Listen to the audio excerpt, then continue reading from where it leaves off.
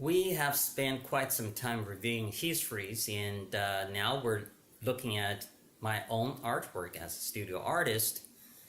And obviously, you're looking at a landscape work with ocean as the subject. For someone who went into and came out two different maritime academies, one in Shanghai, China, the other in Casting, Maine of the United States, ocean has been one of the most favorable artistic subject of mine, which has a lot to do with the fact that I personally believe ocean had many characters and only displayed to the different people at different time who observed from different angles. Between the time that people relax on sunny beach and enjoy the cozy and warmth of the ocean waves from beach to the time that people actually sailing on the open sea in bad weather. What you're looking at is one of the latter. That was my impression of standing over the bridge on a freighter and looking out the window at the bad weather. As you can see, the upper half of this painting, the frost looking was the rain came down onto the ocean and mixed with the bubbles of the ocean waves in the strong sea wind or sea breeze. And then looking at lower half of the painting, from the lower left corner, you would see the kind of wave patterns around the ship. And then at the lower right corner, you would see the different kind of wave pattern, and also the color somewhat greenish displayed. This was one of the few artworks of my own that actually explored the so-called sophisticated gray tones. As you could not see very obvious color in this painting to differentiate, between different parts of the painting, it would appear to be all gray with very little color detected by many. This, of course, is because the so-called sophisticated gray tones, to appreciate that, you have to have certain kind of and scale of training background, so-called trained eye. So for us to appreciate that, it's kind of like when you go into a concert, a classical music concert, and there are a lot of technical stuff that you probably could not comprehend, but you do come away with certain impressions. For instance, the Ninth Symphony from the New World by Dvorak, I remember one time I actually tried to time it for the development from the beginning. Probably passing beyond 8 minutes, I lost my patience.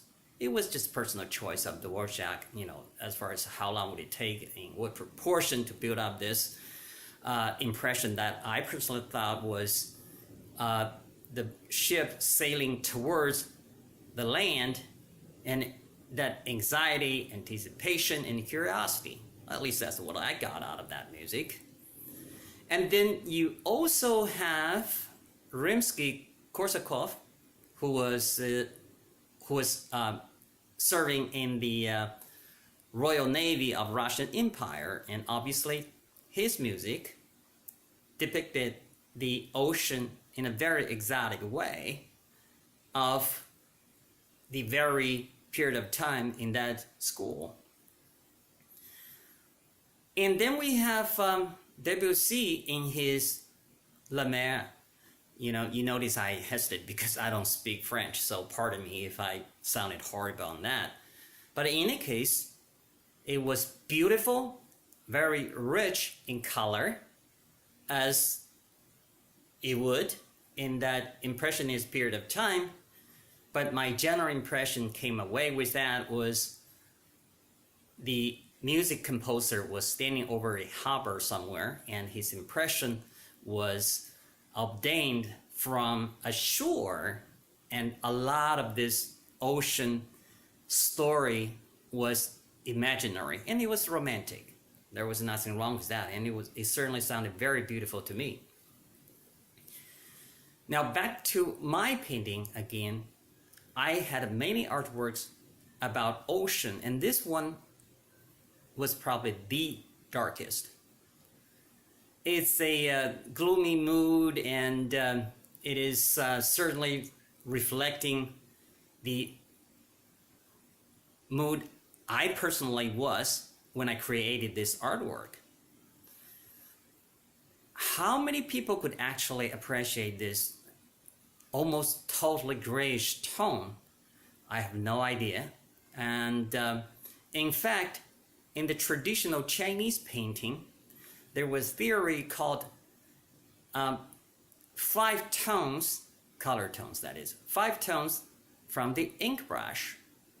What it meant was the brightest, which is white, and the darkest, which is black.